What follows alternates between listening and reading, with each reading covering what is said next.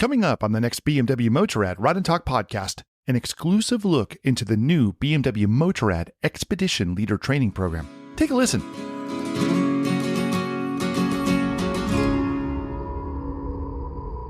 Hi everyone, I'm Sean Thomas. Welcome to the latest episode of the BMW Motorrad Ride and Talk podcast. Before we begin today, I want to remind you to please like, subscribe, and comment to this and other Ride and Talk episodes. We very much appreciate your support.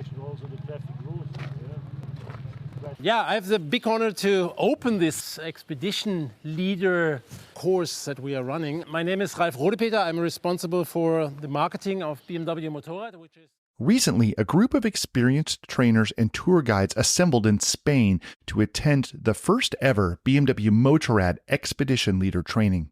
These 8 individuals came from all over the world, including Australia, Germany, Hungary, Taiwan, Mexico, Portugal, Romania, and Estonia.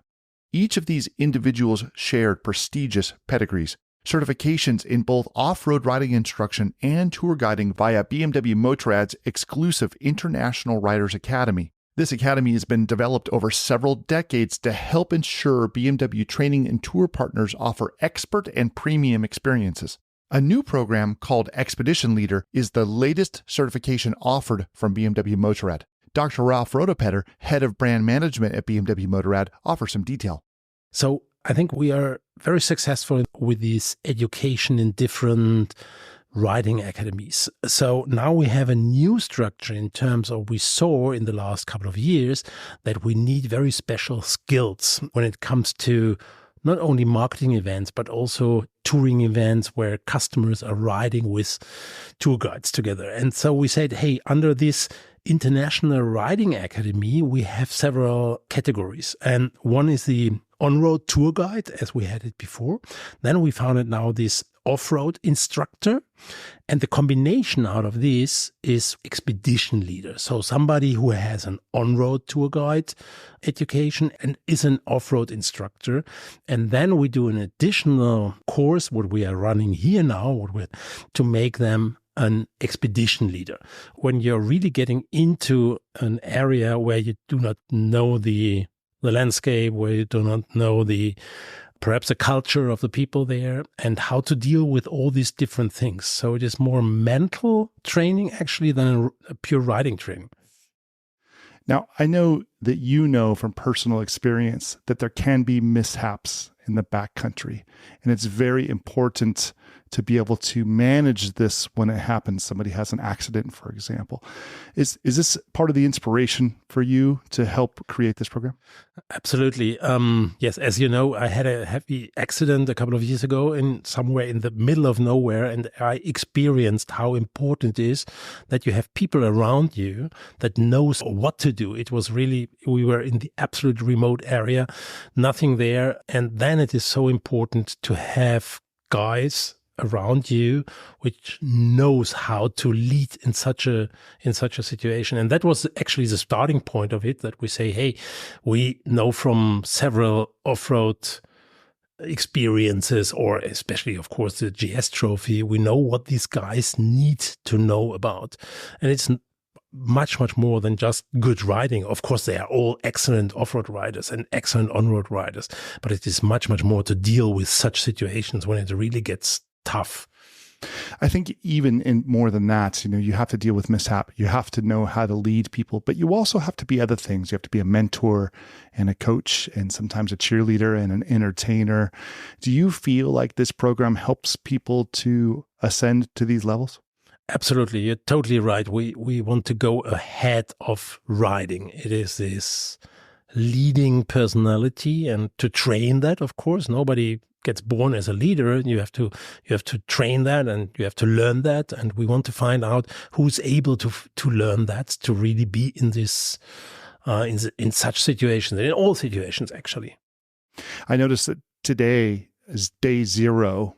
You're here and you got to witness exactly what the students have to go through firsthand, which is they're given some equipment and pointed to a location off-site and said, set up your tents and we'll see you in a few hours for dinner.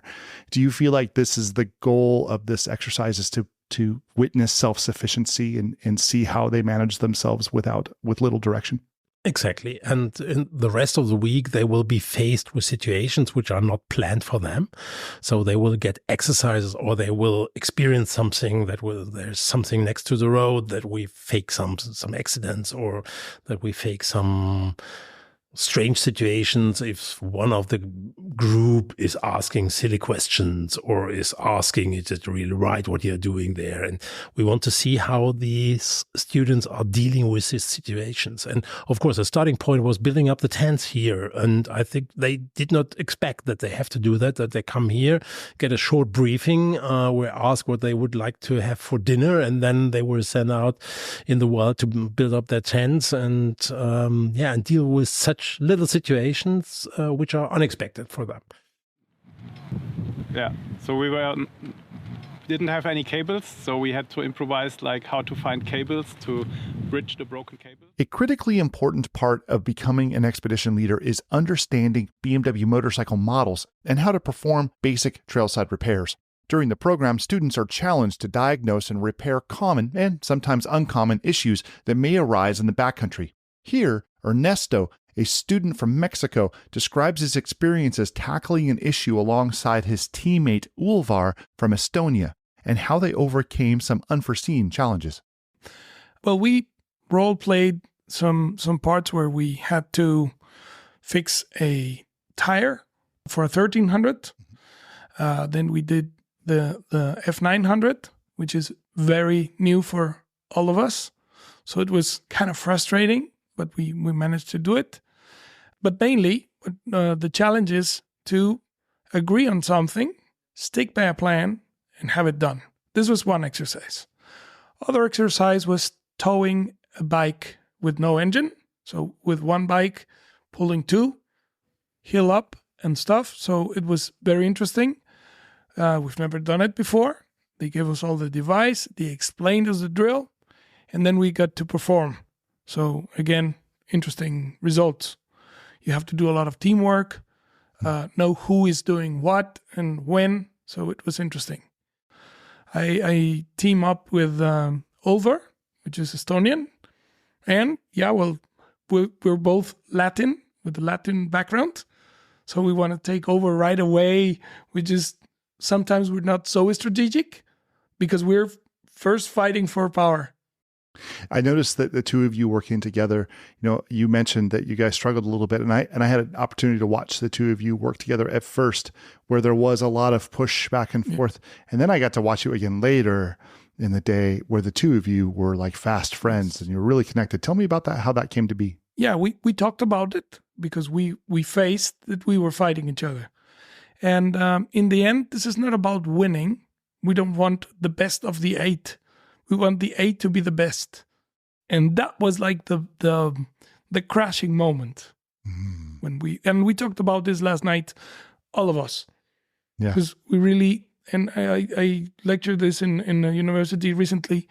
If you come to a classroom and there's 20 people and you're working in the subject leadership, you don't want one leader and 19 followers. You want 20 leaders. And if you look at the university scope, you want 200 leaders. Everybody that goes into university and takes this class, this subject, becomes out a leader. So you have to know when you're going to play the leader role and then help your teams. I think the quote says a true leader has the compassion to listen to the needs of others. Yes. Among other things. And I think that a leader in this case also sometimes has to be willing to follow too. Yeah. Sure. But when you see a leader very with a big authority, it doesn't listen to you, and it's just telling you to do things, you might follow, but for a while. You're not committed. And when you find a leader that does things because he's sure about it, it kind of makes you want to do it. That's kind of the difference. And in our activities, when we're taking out friends to Adventure World, you want to build up this trust kind of quickly. Because, this is what we're here for. You have to be kind of a psychologist because sometimes there are personalities, there are nationalities which don't like you to lead them. They don't want to win you, to let them win them so quickly. So you have to be able to tackle these issues. Yoyo! The adventure riding community is both vast and welcoming to all. Anyone that has experienced a tour or group ride has likely come away with friendships that can last a lifetime. As the group of expedition leader students connected and helped one another, it was clear that 3 of these individuals, Rob from Australia, Tara from Romania, and Ulvar from Estonia, had been friends for a long time. Here they discussed the curriculum, their friendship, and how they were surprised to meet one another at the expedition leader training. All right, so it's pretty clear that you guys know each other from times past. So tell me the story. How do you know each other? I met Tara when a mutual friend just dumped us together one night and said, "You guys will get on really well." And then we did. When was that? It was a good night. When? That was 2 days before the training we did, the instructor training.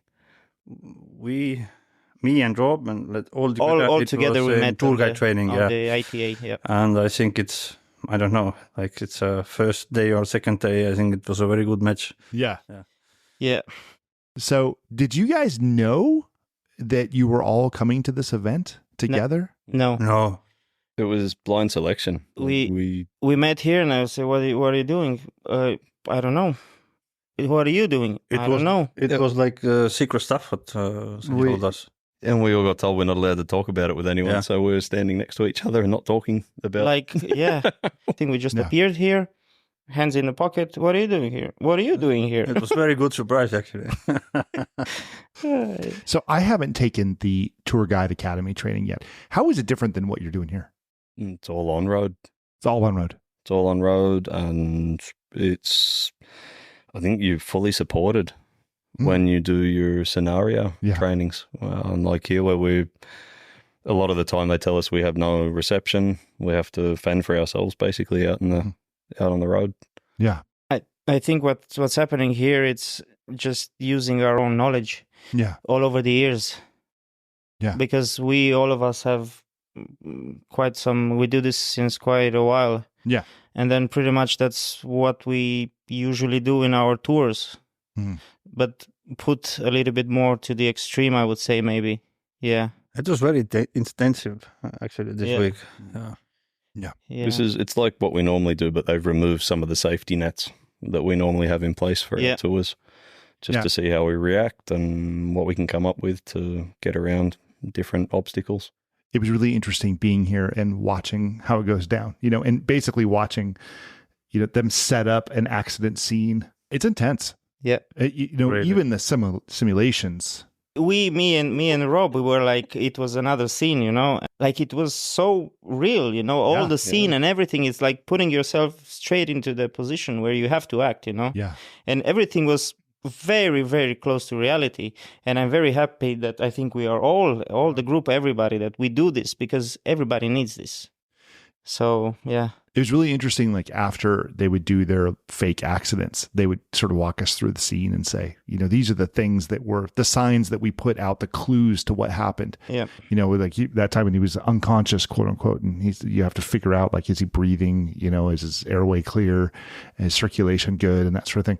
And he tells us later, like, if you looked at the bike, you would have seen that the mirror was knocked loose and it was laying in a certain direction and I was laying in a certain other direction. And that all pointed to me hitting my chest on the way. I go, yeah, it totally did. And I just didn't catch it. One of the ones I love doing is they'll put the passenger foot pegs out. Mm-hmm. Yeah. And even though he didn't have a passenger on 10 minutes ago, you're supposed to look for the passenger foot pegs and then you go, there's 2 people and one of them's down a fucking cliff or something. Yeah. That's why I always take 10 seconds, look around, and then act. It's interesting because even when it's a simulation, like there's that little ounce of panic, like I'm on the outside looking in, and even I'm going, oh man, this is freaking me out a little bit. Yeah, heart rate's up. Yeah. It is like I said before. It just looks so real, and then you have to act. What do? You feel sometimes so incompetent. Yeah, Mm-hmm. But then these exercises we do, this is why we are here for. Right. And it's super important. We did it couple every day, let's say twice. And it is very good training. So you will memorize what you need to do. It teaches you how to use all of those skills that you learn in the classroom, but with that added element of that heart rate up and a little bit of panic going and trying to stay calm under that pressure. Practice makes perfect. What's your biggest takeaway from this, just simply put? I think it's mixed. Yeah. It's not only one thing. I think it's mixed. Even the leading. Sometimes the small tips. We know how to be a tour guide, but it's the small tips every day. It's perfect. Yeah. Also, I think it's my biggest takeaway with these two guys is that it's possible to have a really, really good time while mixing it with stuff that's really, really serious. Yeah. Yeah. Like we're all learning stuff, but we're all laughing in between the lessons too. Yeah. Who's your favorite, the outsider, the person that's come in here, that's taken the training that you say, yeah, this person is awesome? I would say Yoyo. Yeah, Yoyo. That was the one. I would say Yoyo. Yeah. He's awesome. Super nice humor. Yeah. Example, yesterday is my first time ride the highway in the Europe.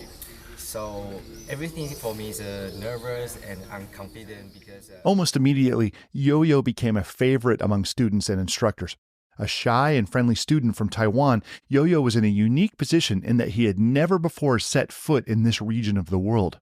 Nevertheless, Yoyo applied himself and successfully faced every challenge he was given, much to the excitement of his fellow students. So, Yoyo, you have already graduated from both the Off-Road Academy and the Tour Guide Academy, is that right? Yeah, correct. Okay. And today you had a chance to be a tour guide again, but this time in a country you've never been to before. Yeah, correct. Yeah. How did it go? It is amazing country, and everything for me is a new experience and super cool for me.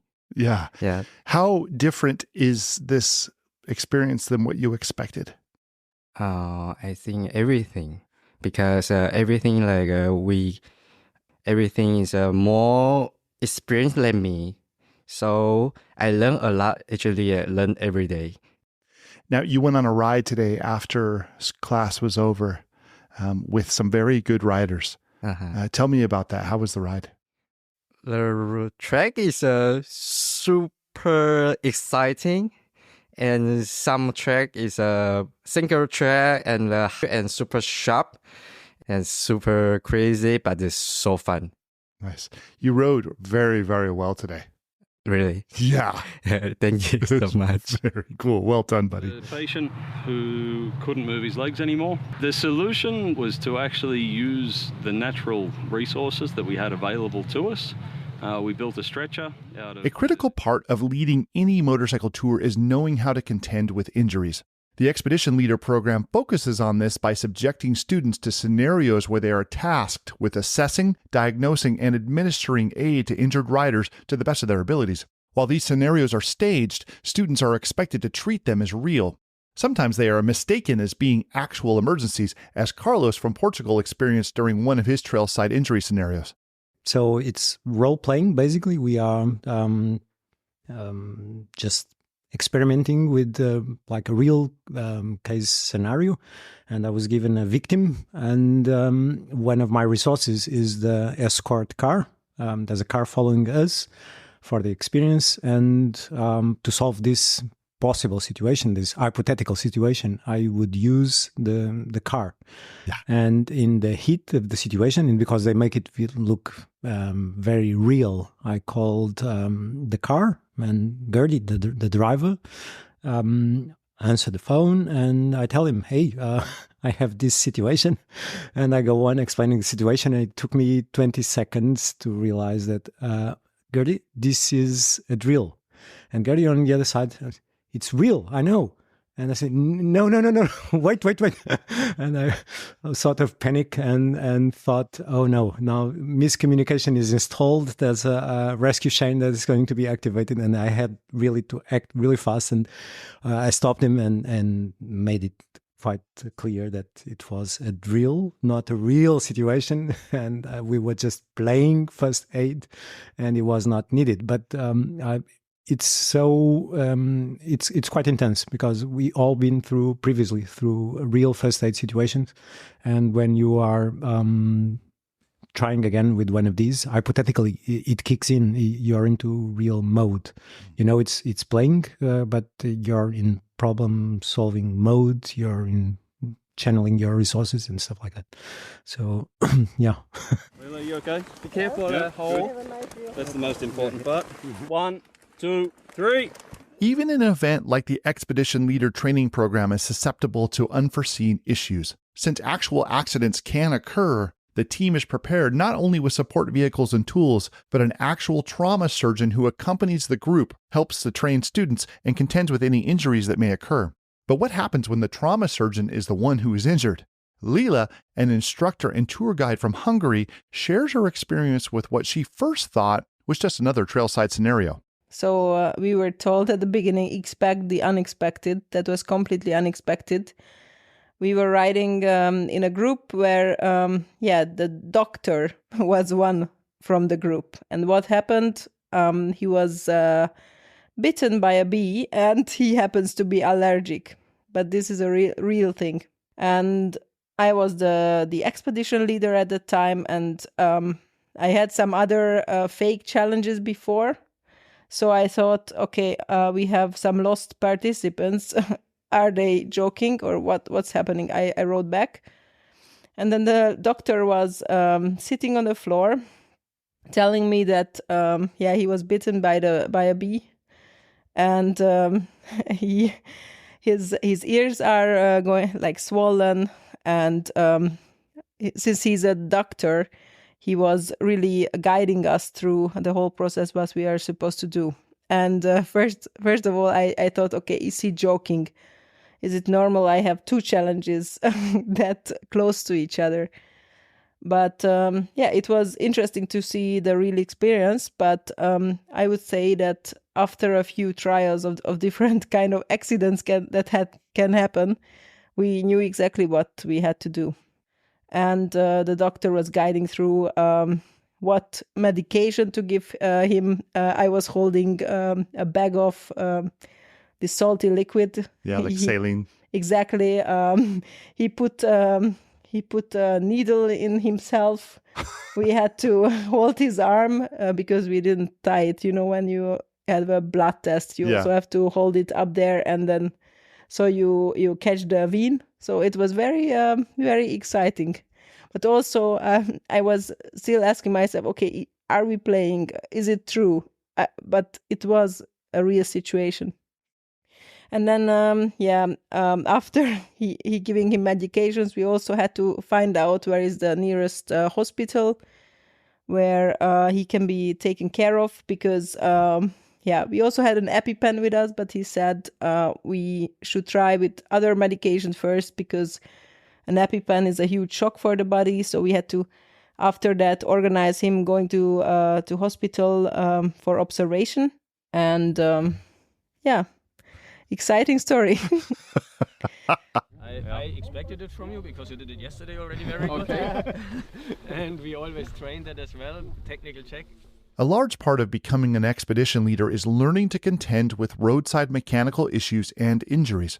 To that end, instructors drill students with scenario after scenario, each more difficult than the last, all with the goal of preparing them for what may come. But these scenarios are not the rule. They are the exception, as most tours conclude with few to no issues. Chris Zimmerman, the lead instructor at the inaugural Expedition Leader training, explains the need to know how to contend with these issues, even though they are rare.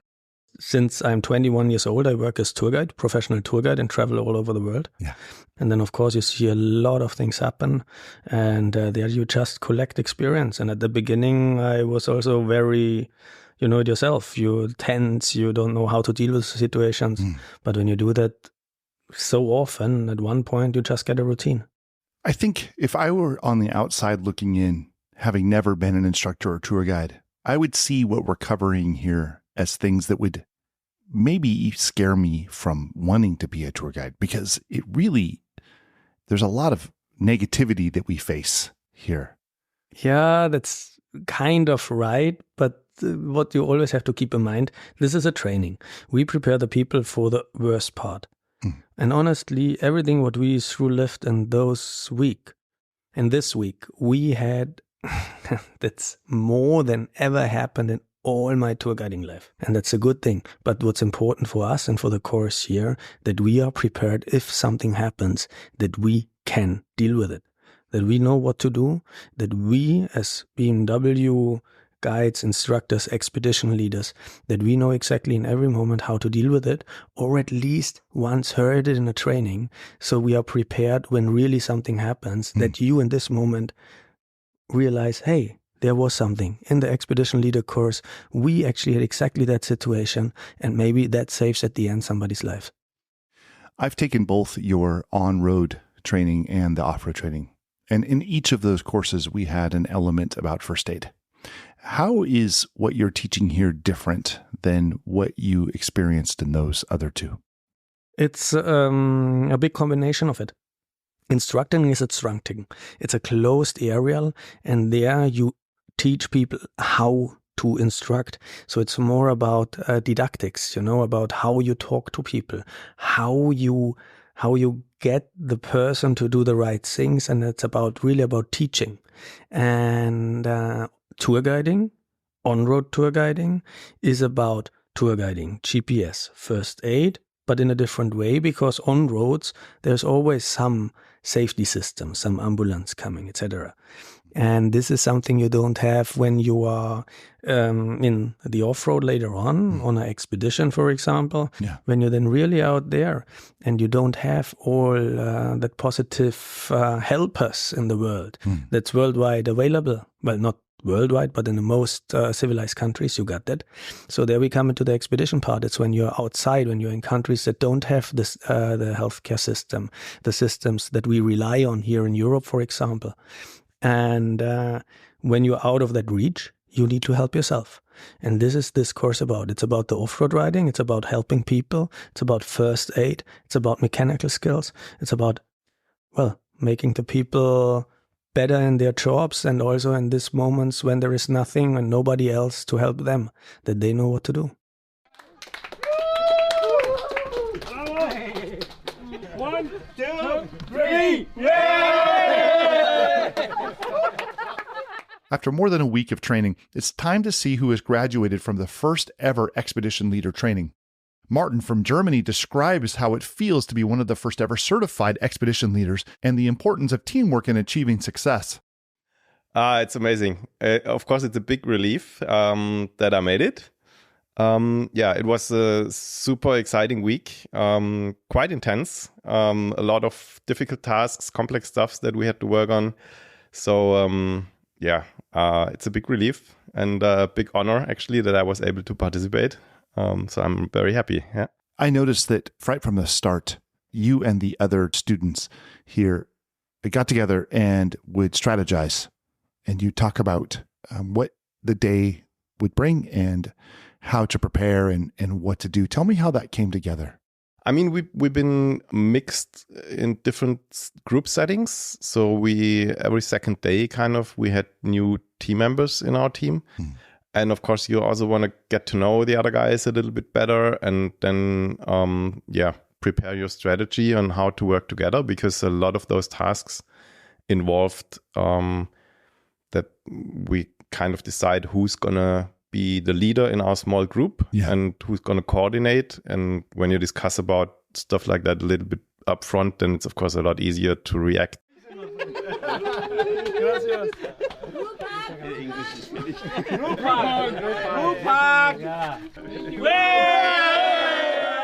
Throughout the world, only a distinguished few hold a BMW Motorrad certification for training and tour guiding. The Expedition Leader program serves as the next step for those that wish to ascend to the next level. Here's what some of our newest Expedition Leader graduates have to say to those considering this exciting new program.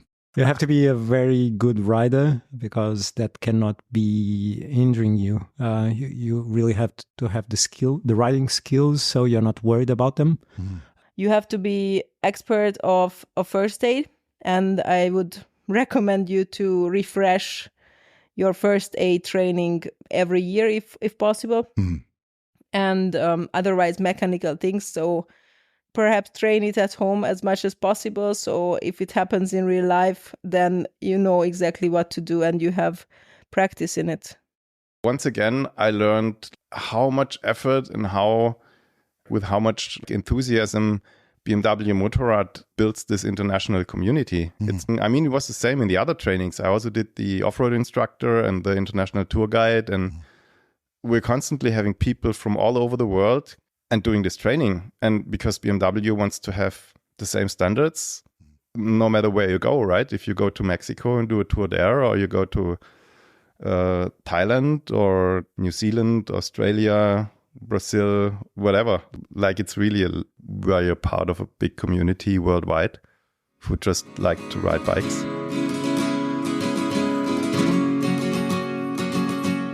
We very much hope you have enjoyed this episode. We want to hear from you, so please rate, comment, and share your thoughts about this podcast. We have many more episodes on the way, so please subscribe, follow along, and share your requests for future episodes of the BMW Motorrad Ride and Talk podcast.